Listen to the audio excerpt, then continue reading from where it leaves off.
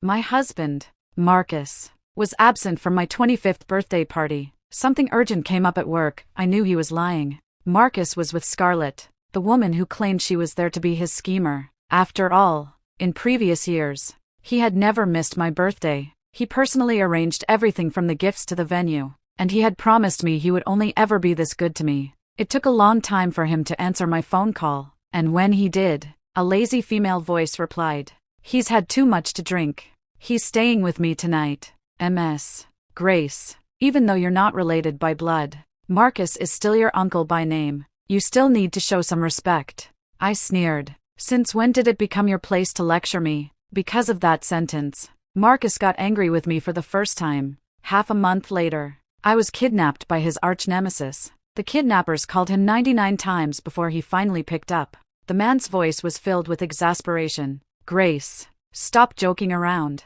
I know you don't like Scarlett, but she's the woman I've chosen to marry. I'll bring her home in a couple of days to spend some time with you." Infuriated, the kidnapper broke my left leg and threw me into the ocean. I narrowly survived. When I woke up in the hospital, the first face I saw was Marcus's, filled with concern. The second thing I saw was his hand, fingers interlocked with Scarlett's. I looked at him with a bewildered expression. "Who are you?" The moment the words left my lips, the hospital room became utterly silent. Marcus's expression froze, his eyes wide with shock. "Grace, what are you saying?" "I'm Marcus." I frowned slightly, looking at Alfred, who was equally shocked beside me. "Marcus, who's that?" The man's figure stiffened, his gaze fixed intently on my face, as if trying to see into my heart. "Grace, stop messing around. I know you resent me for not coming to save you, but faking amnesia is really tiresome. I've really spoiled you rotten, haven't I? You even came up with this trick to play on me." My bandaged hand unconsciously clenched, and a cold sneer appeared on my face. "Spoiled? Mr. Marcus, what you're saying is laughable. If you spoiled me, how could I have ended up like this?" His face faltered slightly, his gaze falling on my injured left leg, carrying a hint of concern. "Grace," Scarlett's eyes darted around. Then she put on a saccharine smile. "You really don't remember him? He's your uncle." It had been a long time since I had used that title. Probably the night of my 20th birthday, when he held me and confessed feelings, saying he only wanted to be my man for the rest of his life. But at that moment, I simply said obediently, "Oh, so you're family. Hello, uncle." Marcus's face instantly turned incredibly grim. He opened his lips to speak but ultimately said nothing. Scarlett seized the opportunity to introduce herself. "Yes, and me too. I'm your aunt." I scrutinized the woman in elaborate attire before me, and a chill ran down my spine. The estate was influential, and many women wanted to manipulate Marcus, but Scarlett was the only one who stayed. She had initially claimed she was there to be his schemer, and Marcus had scoffed at the idea. A schemer? What nonsense. Sounds like someone who reads too many novels. But 3 months later, Marcus officially announced their relationship. At that moment, I suddenly felt utterly foolish. I looked at Scarlett, who claimed to be my aunt. "Uncle, your taste is really terrible." Scarlett's face stiffened, and her lips twitched. Displeasure flashed in Marcus's eyes. "You have no manners at all. Grace, what has gotten into you?" "Apologize to Scarlett immediately." I looked at him expressionlessly. "Apologize? What did I say wrong?" "You." He was about to lose his temper, but Scarlett quickly stopped him. "It's all right, Marcus. I'm fine. Don't blame Grace. After all, you raised her, so it's natural for her to be hostile towards me." She then shot me a triumphant smile. "However, we're getting engaged soon, and Grace will also have her own new life. She'll understand then, won't she?" Hearing the word engagement, my heart suddenly gave an uncontrollable pang of pain. Marcus was supposed to propose to me on my 25th birthday. As he coaxed me to sleep as usual, he suddenly brought it up. "Grace, just wait for me a little longer. By next year's birthday, I'll have everything arranged. By then, everyone will know you are my only wife." Unfortunately, all I waited for was his absence. Coming back to my senses, Marcus looked coldly at Alfred beside him. "Have the doctor find out what's going on with Grace's amnesia. And also," he gave me a deep look, "take good care of her. Don't let her wander off these next couple of days." After speaking, he and Scarlett left the hospital room. That night, News of his engagement spread across all social media platforms. Everyone marveled that Marcus, who hadn't been in a relationship for so long, went straight for marriage the moment he fell in love. I scrolled through my phone, suddenly realizing his words about not letting me wander off might have been because he was afraid I'd cause more trouble. After all, on the day he officially announced his relationship, I slapped Scarlett in front of the media. But this time, I had no interest in doing so. The next day, my best friend, Chloe, came to visit me. Seeing me covered in injuries, her eyes immediately welled up. How could Marcus have taken such bad care of you? How did you get such severe injuries? I quirked a smile. He's busy getting married. He doesn't have time for me. Chloe, the only person who knew about my past with Marcus, looked hesitant at that moment. Grace, aren't you upset? How could I not be upset? The helplessness and fear of being kidnapped were nothing compared to the man's callousness in that phone call. My eyes burned, and I lowered my head to hide my emotions. It's fine. From now on, we're just simply uncle and niece. Chloe didn't understand. What do you mean? My expression returned to calm. After I'm discharged and finish the art competition, I'm going abroad. Before I leave, I want to visit my parents' tombstone and spend some time with them. She seemed to realize. Then the amnesia the doctor mentioned, I gave a silent, cold laugh. It's fake. I just want to use this method to leave him quickly. Suddenly, the door opened, and Marcus frowned, staring at me. What's fake? Meeting his gaze, my expression remained unchanged. Nothing. She was saying it seemed fake that the kidnapper was soft-hearted enough to spare my life. When kidnapping was mentioned, Marcus's face showed a hint of guilt. I've had those kidnappers dealt with. They won't be leaving prison in this lifetime. Grace, don't think about it anymore. It's not good for your health. For a moment, I remembered the instant my leg was broken. I was blindfolded, pleading, but the kidnappers wouldn't listen to a single reasonable word. They even said you were the woman Marcus cared about most. His weakness. It turns out it was all a lie. The moment my heart plunged, I heard the sound of my left leg bone breaking. I was thrown into the ocean, the sensation of suffocation slowly rising, and many scenes with Marcus flashed through my mind. There was the helplessness when my parents passed away, and I, at 5 years old, was entrusted to this younger brother my father had brought back from the orphanage in his youth. There was the first time I confessed feelings, only to be harshly reprimanded by him, then embraced and comforted when I cried. There was his confession, which I finally received on my 20th birthday, and my name tattooed over his heart. He gave me hope, leaving me harboring fantasies, only to shatter them ruthlessly. Pulling myself away from the memories, I smiled innocently. Thank you, Uncle. He choked slightly, then handed me a gift bag, a belated birthday gift. I came today specifically to give you this. Chloe took it for me, and after curiously opening it, her eyes looked conflicted.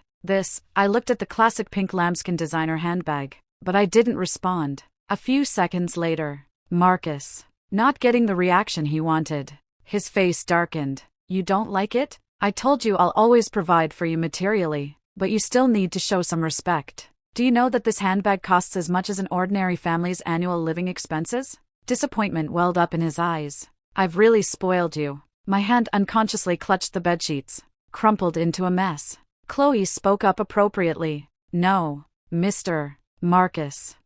This handbag is the same as the one you gave her last year. The man was instantly speechless. He, who once claimed he would give me a different surprise every year, hadn't expected to forget so quickly. He explained vaguely. Alfred must have misremembered what I said. I'll have him buy another one as compensation. No need, Uncle. I interrupted him, a smile playing on my lips. Alfred told me a lot these past 2 days about how much you've taken care of me, but since you're getting married, it wouldn't be appropriate for me to continue living with you, so I'll be moving out after I'm discharged. He froze, his Adam's apple bobbing. Moving out? Yes. Otherwise, Aunt will mind, won't she? I deliberately emphasized Aunt, and the man's face darkened. Grace, I told you, Scarlett has a reason to marry me. Don't deliberately stand here giving me attitude. A ring interrupted his words. Seeing that the caller was Scarlett, he rushed off without another word. In the following days, Marcus entrusted Alfred to bring many gifts, seemingly to compensate for his mistake that day. I politely declined all of them, maintaining the proper distance a niece should have with her uncle. I just kept practicing my painting. The competition was approaching, and I couldn't slack off. After winning the trophy for this competition, I would be able to join a renowned team abroad. The day I was discharged happened to be the day of the competition. After I smoothly finished the competition, Marcus, who said he would pick me up, was nowhere to be found, so I returned to the estate by myself. As soon as I entered the main entrance, I saw Scarlett, in a wedding dress, twirling happily in front of a mirror. Oh, everyone loves them. Which one do you think I should choose? Marcus's voice was laced with laughter. If it comes down to it, we'll have a few more weddings so you can wear them all. Noticing me entering, leaning on crutches, both of them fell silent. The wedding dress she was wearing looked familiar. It was the one Marcus had once said, in an advertisement, would suit me perfectly. Scarlett walked up to me, feigning difficulty. Grace, help me choose. Which one looks best? I pushed her hand away and said coldly, they're all unsuitable, truly ugly. Then, ignoring her extremely unpleasant expression, I turned and went back to my bedroom. But as soon as I entered, I realized something was wrong. My mother's heirloom was missing. I rushed out of the bedroom, my hand on the crutches trembling slightly. Where's the heirloom pendant I left on the nightstand? Who took it? Marcus looked bewildered. Heirloom pendant? No one has been in your room. Grace, are you sure you haven't misplaced it? Impossible, I demanded coldly. That's my mother's heirloom pendant. It was right on the nightstand. There's no way I could be mistaken. Scarlett's expression flickered unnaturally for a moment, and I caught it, narrowing my eyes. It was you, wasn't it, Scarlett? She froze, her eyes quickly turning red. What are you saying, Grace? How could I take your things? I'm not some greedy person after wealth. As if hearing the greatest joke, I scoffed. You're not? Isn't that what you're after by manipulating Marcus? Cut the act. The woman's face flushed crimson, and tears streamed down her cheeks. Grace, what nonsense are you spouting? Marcus suddenly stood up, his large hand gripping my arm tightly. Scarlett isn't that kind of person. She would absolutely never take your things. I stared straight at him, not backing down an inch. Fine, then show me proof. Have someone search her apartment, Scarlett cried, collapsing into his arms. Grace, even if you dislike me, there's no need to humiliate me like this. What's wrong with Marcus loving me? Her voice was choked with sobs, sounding utterly wronged, but my intuition told me she wasn't innocent. Half an hour later, when Alfred brought the heirloom pendant, found in Scarlett's apartment, to Marcus, the man was silent for a moment. I truly didn't know. Marcus, how did the heirloom pendant end up in my place? The woman's voice was hoarse from crying as she defended herself. Marcus gave me a deep look, his eyes filled with complex emotions. Grace, what's the point in ordering Alfred to do such a shady dealing just to embarrass Scarlett? A sudden surge of anger rose within me. I hadn't endured such humiliation in all these years. My rationality vanished, and I grabbed my crutches, swinging them at Marcus. I didn't. The man winced in pain. When I tried to hit him again, Scarlett suddenly shielded him. Stop. It's all my fault. Instantly, the crutches struck her forehead, and blood seeped out. Marcus panicked, immediately sweeping the woman into his arms. Does it hurt, Scarlett? I'm taking you to the hospital right away. Halfway there, he stopped and looked at me coldly. Indeed, you're not suitable to live here anymore. You should move out in a few days. Then, he lifted his foot and brutally stomped on my crutches, breaking them. At that moment, my heart, it felt as if a sharp blade was piercing my heart, a pain radiating throughout my body, making me gasp for breath. Marcus, you are truly ruthless. Without my crutches, I limped into the bedroom and hugged myself tightly. Don't cry. No one will wipe your tears. My luggage was packed quickly, but it was already dark. Alfred insisted on driving me tomorrow, so I had no choice but to stay. Just as I was drifting off to sleep, there was a knock on the door, and Marcus entered, bathed in moonlight. Seeing my fragile figure curled on the single bed, his eyes darkened a few shades. Are you asleep? This was his prelude to intimacy. On this single bed, we had shared it countless times. I sat up and said faintly, Uncle, I didn't agree to let you in. This isn't appropriate, is it? The hand the man had raised hung in midair. After a long pause, a hoarse reply squeezed from his throat. Go to sleep, Grace. I sighed silently and closed my eyes. A week later, the competition results were out, and I successfully won the championship. when heard the news. He insisted on holding a celebration party for me, thinking it would be a good chance to say goodbye. I didn't refuse, but as soon as I entered the main entrance, a swarm of reporters suddenly surrounded me. Ms. Grace, how do you explain the plagiarism allegations regarding your competition piece? Plagiarism? My eyes suddenly widened, and I instinctively retorted, I didn't plagiarize. The work is my original creation. The lead reporter shoved his camera very close. Someone reported that this piece of yours plagiarized a painting created by Mr. Marcus's fiancée during her studies abroad 3 years ago. The works are highly similar. Are you aware of this?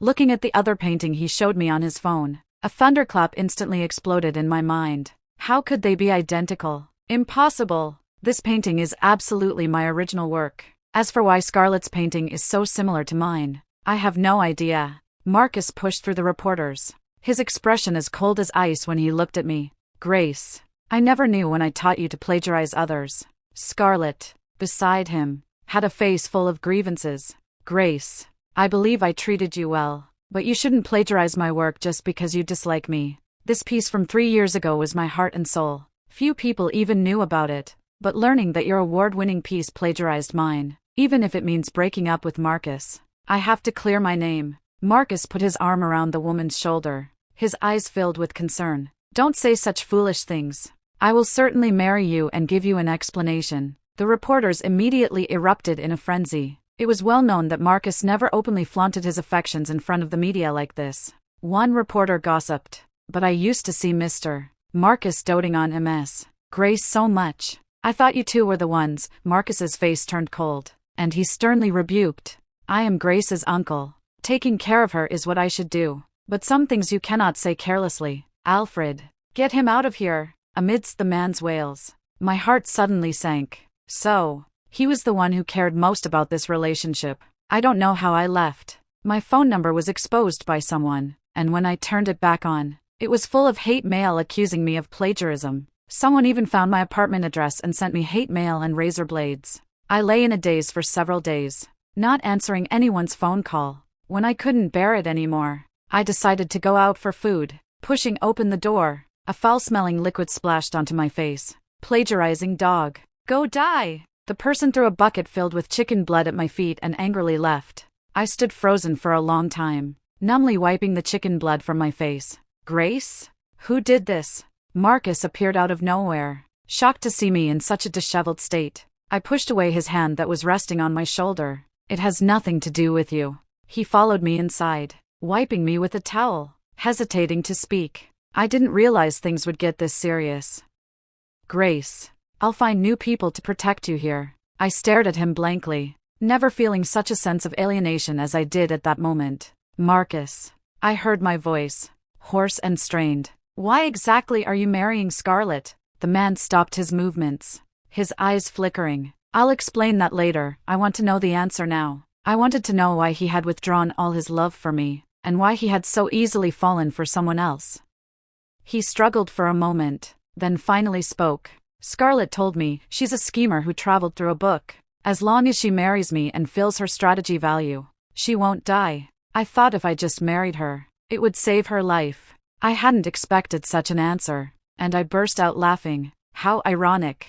He actually believed it. Marcus looked at me deeply for a few moments. Grace, if you just apologize to Scarlett at the press conference, this whole thing will blow over. I looked up, meeting his eyes, and gave a silent, cold laugh. Okay, uncle, I'll apologize. 3 days later, at the press conference, under the gaze of countless media cameras, I watched Scarlett's uncontrollable smile from the audience and slowly began to speak. Here, I solemnly state, I did not plagiarize this painting. Scarlett plagiarized mine. The evidence is a hidden watermark in the painting, a signature Marcus personally designed for me. Amidst the sudden uproar, Marcus's face instantly went pale. Grace, you didn't lose your memory? I didn't look at him, gesturing for the staff to turn off the lights. When I painted this piece, I first used a special pigment to draw this signature, then painted normally, and when the lights are turned off, and then a UV light is switched on, in the very center of the painting,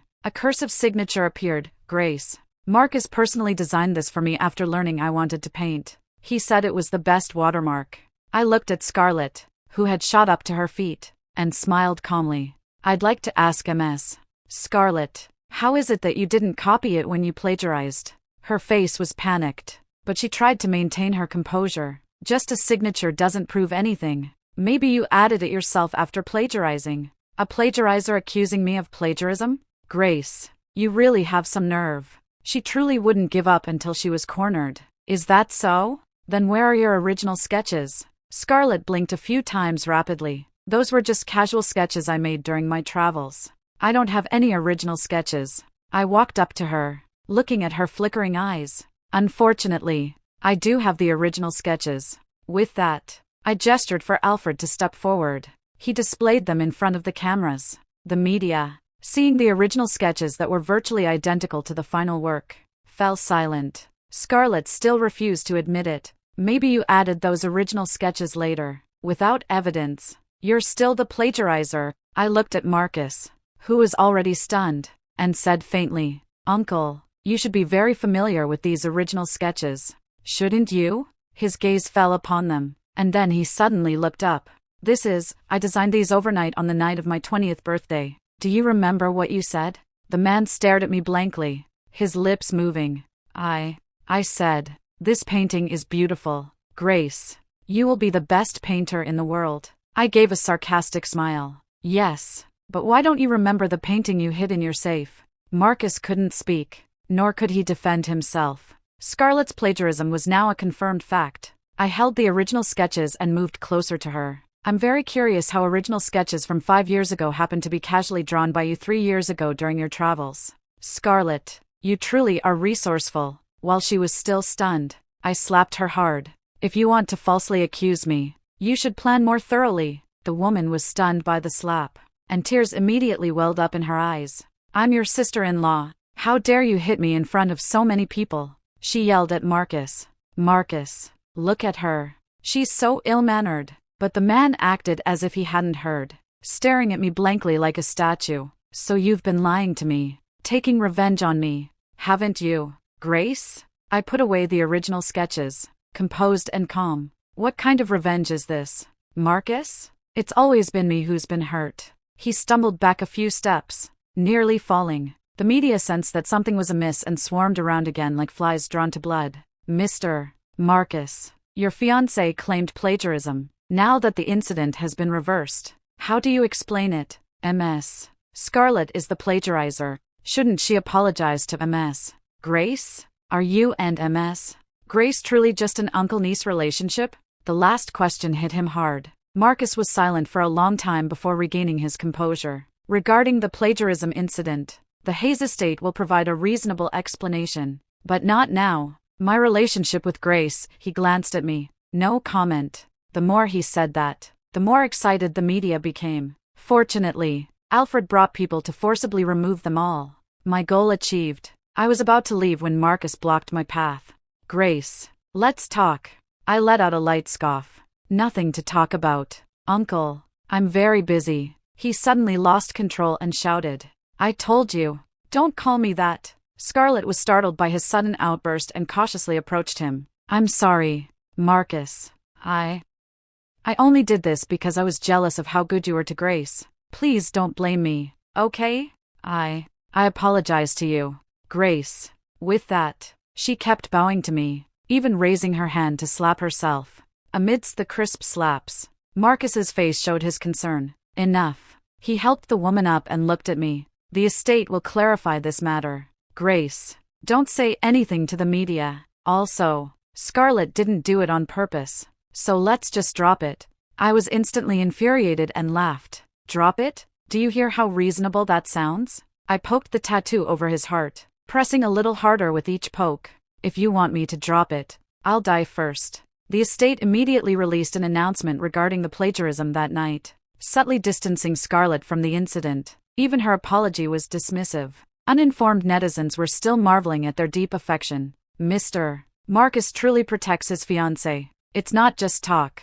An announcement so quickly. TSK. First time publicly announcing a relationship. First time mobilizing the media for her. Truly true love. But I heard Grace and him had something unclear going on. They aren't even really uncle and niece. But soon, The announcement's popularity rapidly dropped. Because I started a live stream, the plagiarism incident combined with the Hayes estate's influence caused a huge influx of viewers as soon as I started streaming. I spoke casually. Scarlett plagiarized my painting and then accused me of plagiarism. Evidence? Yes. My original sketches from 5 years ago. Marcus kept them in his safe. What's my relationship with Marcus? I curved my lips. Of course. It's not a simple uncle-niece relationship. After all, who would engrave their niece's name on their heart? The live stream immediately exploded.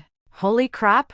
This is sensational. I knew something was off. Every time Marcus brought her to major events, his eyes were definitely not simple. Oh my god. Even without a blood relation. Letting the comments simmer. I propped my chin and watched. Since wanted to protect her to the end, there was no need for me to continue covering for him. I wasn't the one in the wrong. Why should I be the only one to suffer? A few minutes later, the live stream was forcibly interrupted, likely by Marcus's doing, but the effect had been achieved. That night, gossip about the Hayes estate dominated trending topics. Everyone was speculating about my relationship with Marcus. Someone even dug up news about the tattoo. I was the one who tattooed Mr. Marcus. When he designed the pattern for me, I confirmed it repeatedly. Mr. Marcus smiled so happily. It turns out it was true love. Then what about Scarlett? Marcus used to dote on Grace as if he wanted to tie her to him. Men really fall out of love quickly. See, even netizens were feeling it was unfair to me. I ignored all of Marcus's phone calls, turning my phone off and going to sleep. When I woke up, I found Chloe had asked to meet me. Grace, look what I found. She excitedly showed me a video she'd filmed on her phone. In the video, Scarlett, abandoning her usual gentle demeanor, stood with her hands on her hips, yelling at a man opposite her. Didn't you say it was foolproof? How did the plagiarism get discovered? What are you doing? The man irritably tugged at his hair. I didn't expect it either. Who knew that bitch Grace had another trick up her sleeve? Whatever. Your wedding date with Marcus is coming up anyway. What are you afraid of? Scarlett bit her lip, pacing back and forth. That's easy to say, but I just feel a pang of unease, and Marcus's attitude towards me has gotten worse. What should I do? The man suggested. How about faking a pregnancy? You tricked him into believing you were a schemer, so faking a pregnancy would definitely work too. The camera shook a few times, and the video ended. I knew it. This woman really is a liar. Chloe was furious, bending her head to type something. I'm going to post this online and expose her true colors to everyone. I pondered for a moment and then stopped her. Send me the video first. I'll send it to Marcus. I wanted to see what he would do first, then decide my next step. I hoped he wouldn't disappoint me. The next day, the Hayes estate released an announcement. Marcus cancelled his engagement with Scarlett. When I returned to the estate, Scarlett was kneeling in the estate grounds, crying out, "That video is fake. It's synthesized. Marcus, I really am a schemer. I'll die if I don't marry you. Please believe me. Are you really going to abandon me for a video? Do you have no true love for me at all?" No matter how much the woman cried, Marcus inside the house remained composed. Throw her things out. I find them dirty. Alfred called out when he saw me. Ms. Grace, you're here. Marcus looked up, surprised. Why did you call me here? His eyes held a hint of helplessness. I cancelled the engagement. Scarlett was lying to me, and I will expose her true nature. Grace, can you move back in? I miss you very much. I raised an eyebrow. Is that so? I actually wanted to ask you a question on Scarlett's behalf. His expression froze. What? Did you have true love for her? His apple bobbed. His voice seemed caught in his throat.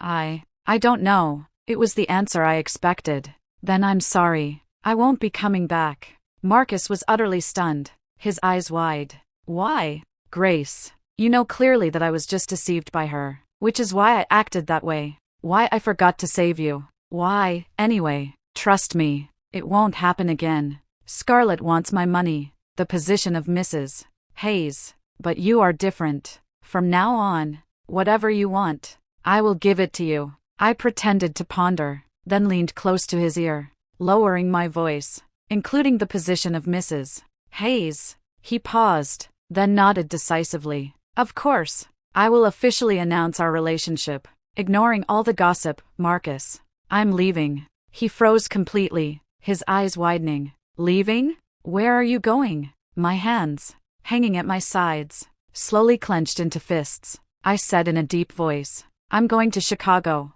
I want to visit my parents' tombstones and talk to them. My parents' deaths were very sudden. At 5 years old, I didn't even realize the cruelty of separation and death. But as I grew up, those childhood memories surged, enveloping me. I then realized how lonely I had always been. Marcus's breathing hitched, and he said urgently, I can go with you. I can also visit their tombstones, and then we can come back together, Marcus. I interrupted him again, my face expressionless. This is my decision, and it has nothing to do with you. The man stood frozen, looking as distraught as a discarded child. Why?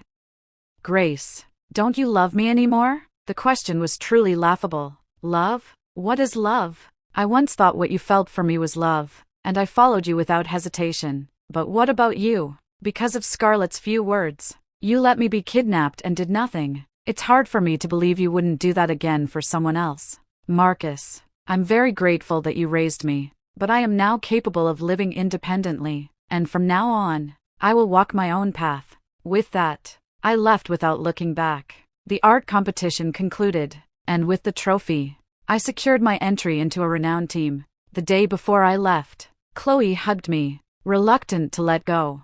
You absolutely have to remember to come back and see me, Grace. I'll miss you. I smiled and patted her shoulder. Definitely. Once I've learned all I can, I'll come back and we'll live it up. As we said goodbye, she looked at me, hesitating to speak. Are you and Marcus really over? She had witnessed my struggles and pain over the years.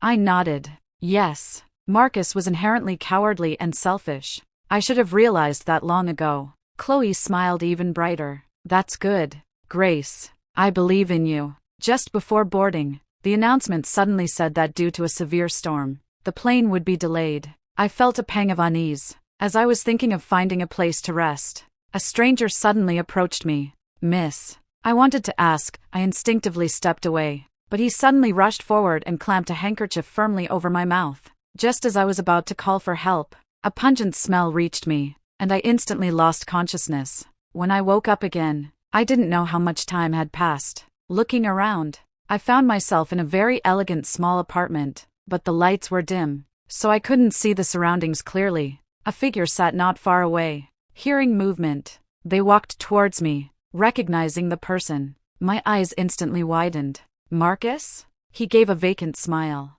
Grace, I've brought you home. Noticing his abnormality, I discreetly shrank back. Why did you do this? He froze, a look of grievance appearing on his face. I didn't do anything. You were the one leaving me, and that's unacceptable. I just want to go back to how things were. What's wrong with that? My wrists were painfully constricted by ropes, and I lost my patience. Coldly questioning, who tied me up? Untie me. I want to leave. Hearing leave, his face instantly changed. No, you can't leave. Scarlett and that man have completely disappeared from this world. So why won't you come back? Grace, where has your heart gone? Tell me, why did you leave me? He gripped my shoulders tightly, his strength alarmingly great. A surge of fear rose within me. This was so unlike him. Haven't I made myself clear? Marcus? His eyes held a possessive glint as he clamped me tightly in his arms. No, what you're saying isn't true. How could you want to leave me? I'll keep you by my side forever. I wanted to struggle, but my body had no strength, so I could only remain silent. That night, Marcus fell asleep by my nightstand. I looked around and found that my bag and luggage were gone. What was I going to do? Noticing the movement, the man opened his sleepy eyes. What's wrong, Grace? I kept my expression neutral. Let me go. I need to use the restroom. He stared at me for a moment, then untied the ropes on my feet and right hand, leaving only my left hand bound. You're not calm yet. I need to go with you. A wave of humiliation washed over me, and my face flushed with anger. This is kidnapping. Don't you understand? He showed no panic, even smiling. Yes, I want to keep you by my side forever. Isn't that good? He was insane. Completely insane. For a whole week, I was trapped in this bed, unable to move. Marcus never left my side, except when I needed to wash up. He clung to me as if he never wanted to let me out of his sight, until the incessant phone calls nearly blew up his communication line. I said I'm busy, Are you deaf? Or just choosing not to be reasonable? On the other end of the phone call, Alfred didn't dare breathe.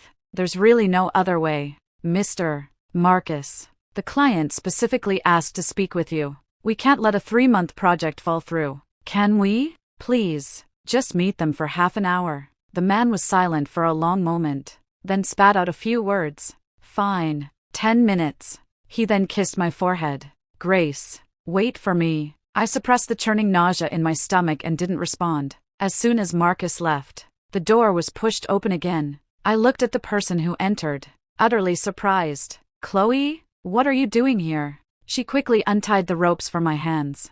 No time to explain. The car's waiting at the door. Let's go! My heart was pounding unusually fast, and it all felt somewhat unreal until I was in the car, watching the outside world whiz by. That lunatic Marcus. How dare he do something like this? If I hadn't realized you hadn't messaged me after landing and tracked down Alfred, I can't imagine what would have happened to you. She squeezed my hand tightly, gritting her teeth in anger, feeling like I'd just escaped death. My mind was a chaotic mess. I squeezed her hand back tightly and took a deep breath. Upon arriving at the airport, I waved goodbye to Chloe at the boarding gate. The moment I sat on the plane, I finally felt a wave of relief. Thankfully, everything was still salvageable. After landing, I explained the reason for my delay to the team and found a hotel to stay in. It was then I learned that Marcus had been holding me captive in the same apartment where I had first moved in with him. What exactly was he trying to do? I didn't know, nor did I have the mental capacity to care. After contacting Chloe, I discovered that Marcus had completely spiraled. Upon learning of my departure, he disregarded his client and smashed his office to pieces. After checking the security footage, he directly beat Alfred, who he considered an accomplice, almost to death. But don't worry, I've already arranged for someone to rescue Alfred. Given my father's influence, Marcus wouldn't dare do anything further. I felt a temporary sense of relief. Thank you, Chloe. I'm so lucky to have you. Oh, come on. No need for formalities between us. She paused, and her tone turned gossipy. But, did you know Scarlett isn't dead? Reportedly, after Scarlett was driven out of the Hayes estate, Marcus had a group of people severely punish her again, but she was incredibly lucky to survive. She even plotted revenge against Marcus, going livestream to expose all of Marcus's shady dealings over the years. That woman is truly ruthless. And Marcus isn't exactly a clean person either. They're a perfect match. Chloe constantly grumbled, but my thoughts drifted far away. Marcus was an orphan, brought home by my father from the orphanage. He had always been quiet and obedient. That's why my father entrusted me to him before he fell ill. But I knew the man was far from as simple as he appeared. His ruthless tactics in the business world were astounding. Well, he deserved it. This should be enough for him to suffer a major setback. After hanging up the phone, I finally relaxed a bit. I went to the cemetery to visit my parents. Weeds grew thickly around their tombstone, and the photos showed them as they were when I was 5 years old. I stroked their faces and said softly, "I'm sorry, Mom and Dad. I should have come to see you sooner. Your daughter has been unfilial. There were just too many things that kept me occupied." That day, I spoke at length about my past with Marcus and my hopes for the future. Until sunset, there was a lot to do with the team. Besides painting, there were also classes to teach. I was incredibly busy, sometimes not even having time to reply to Chloe's phone calls. Until that day, she made many phone calls to me. "Marcus seems to be looking for you." She said Marcus had filed for bankruptcy. To the outside world, this seemed insane, as a little scandal wouldn't really affect much. He used some unknown means to send Scarlett to prison, and then he disappeared. My people found out he bought a plane ticket to where you are. I remained calm. It's fine. If he comes, he comes. Anyway, it was time for a final confrontation. He was faster than I expected. As soon as I left the studio, I ran into Marcus. The man stood in the distance, his gaze burning intensely as he looked at me. Grace. His eyes were dark and unreadable, and his already haggard face was etched with a multitude of emotions.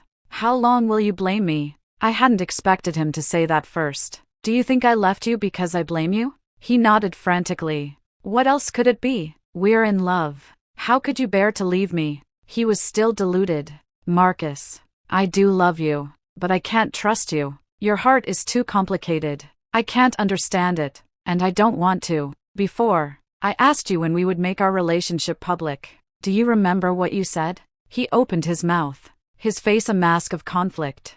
I said when the time was right. See? You were the one most afraid of this uncle-niece relationship, yet you were also the one who initiated it. Did you ever consider my feelings? If you truly have a clear conscience, then say what you need to say in front of my parents' tombstone. Marcus didn't dare, and he couldn't do it, because he had a guilty conscience. Grace, none of that matters. What matters is that we love each other, right? I smiled. And then, without realizing it, tears were streaming down my face. How can it not matter? I didn't want a relationship where our love had to be hidden, nor did I want to grudgingly endure it. Marcus had made promises, but he hadn't kept any of them. I'm grateful for your upkeep expenses, and I will repay you. But please, don't disturb me anymore. Let's preserve the last shred of dignity between us. With that, I walked away completely. Marcus followed for a few steps, then stopped, not pursuing me. For the next few days, he continued to wait outside the studio. I was so annoyed that I called the police. After that, Marcus didn't appear again. He must have returned to his home country. The next day, news reported that a plane had crashed with no survivors, and it was precisely the flight he had been on. When I heard the news, I was stunned for a long time, my heart a swirl of conflicting emotions. I hadn't expected him to die so suddenly. Perhaps it was fated. After a long pause, I put down my phone and returned to work. The past was behind me, and life still held so many possibilities. I wished for every step of my future to unfold exactly as I desired. Thank you for watching this video. If you have any thoughts about this story, feel free to share them in the comments section. Here is Roses and Love, sharing stories about marriage and women every day. See you tomorrow.